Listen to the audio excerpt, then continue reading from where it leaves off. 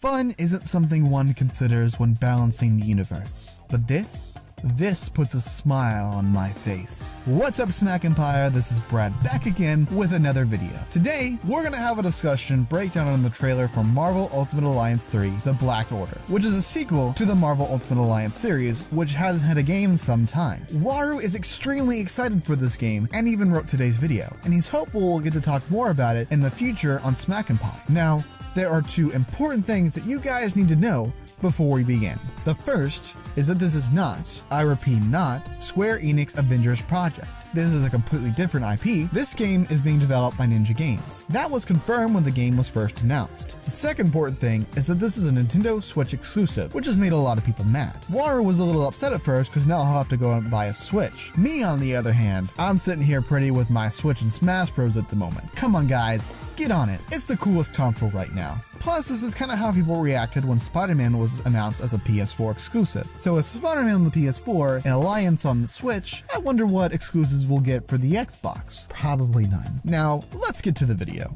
The trailer starts off with Nebula talking to the Guardians of the Galaxy, and she tells them that they screwed everything up. The Guardians then start to flex and act like a-holes because that's what they do. We then cut to the Black Order, who, if you might remember, were at Avengers Infinity War, if you forgot their official name. It looks like they'll be the main villains of this game, with the Infinity Stones, or gems if you prefer the comics, playing a big part as well, but we'll get to that later. We then get our first look at gameplay. Now, for those of you who have never played an Ultimate Alliance game, think of the combat similar to that of Dragon Age. If you've never played Dragon Age, then yikes. JK, just kidding. Ultimate Alliance has gameplay where you choose 4 characters out of a roster. It has an RPG beat-em-up style of game, and it's really cool. Judging from the gameplay we see later on, Alliance 3 doesn't stray far from its older predecessor. Smack thinks this game looks like booty, or thinks it looks just fine. Me, on the other hand, as a guy who owns a Switch, I don't think it helps the accusations of the Switch having great graphics. I think it looks a little too much like a mobile game. Actually, when I first saw the Guardians, I thought this was a port of the Telltale games. But other than that, I'm sure it'll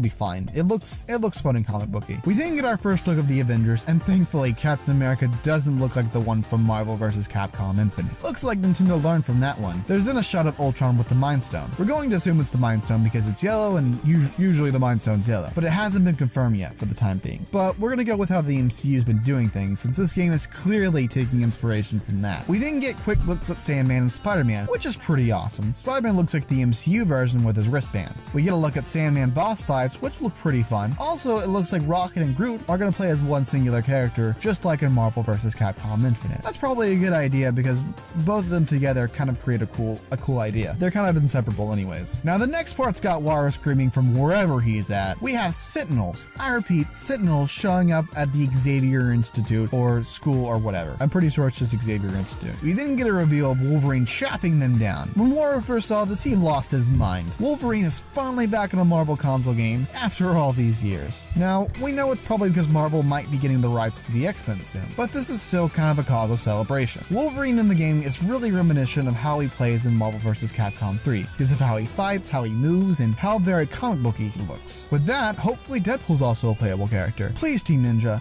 He's super popular right now. It's gonna help sell the game like gangbusters. It probably won't help sell the game.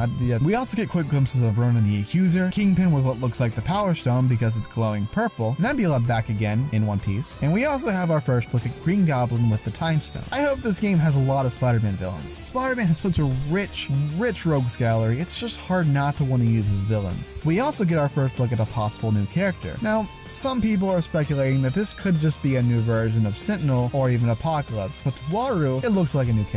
We then get cool action sequences of Ebony with the Mind Stone. For those not familiar with Ebony, he's Squidward. He's Squidward from the MCU. Early in the trailer, we also saw Ultron holding it, but it looks like the scene probably happens later in the game because we have a feeling that the Black Order just steals it from Ultron. We then get a group shot of characters we get to play as. We get the reveal of Black Widow, Falcon, Scarlet Witch, Nick Fury, and some Inhumans like Crystal and Lockjaw. There's no Hawkeye, which might be a big yikes right now. I doubt that these are all the playable characters. This is probably just a small section for the trailer. In the Ultimate Alliance games, we get a roster of over 20 or so there should be more. Some of the ones we're hoping for are Black Panther, Captain Marvel, Doctor Strange, and so on. We didn't get a final shot of Thanos with the Infinity Gauntlet for the trailer. Yeah, this game definitely takes some inspiration from the movies, which isn't a bad thing to be honest. The movies are pretty mainstream right now. Waru thinks people don't read comic books nowadays. nowadays. As somebody that reads comic books, I'm gonna have to disagree. The comic book industry has been struggling, but I think with all of these movies coming out, it inspires more people to go to comic books, and even not comics, trade paperbacks. I didn't even get into comic books till like 5 years ago, and that's because of all the movies that I've been seeing. Every new movie comes out inspires me to read a different comic book. I read a bunch of Guardians of the Galaxy comics when the movie came out because I loved that movie. Okay, soapbox rant about comic books over. Moving on. With that being said,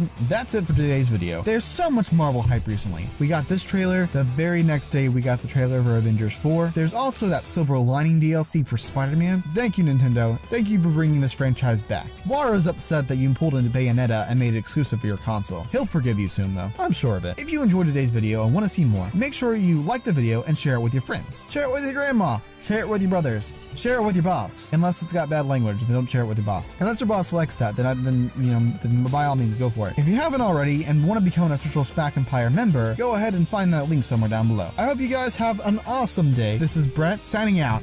Waru, I'm not saying yeet. Don't make me say yeet, but I will say this. This is Brett signing out. Peace.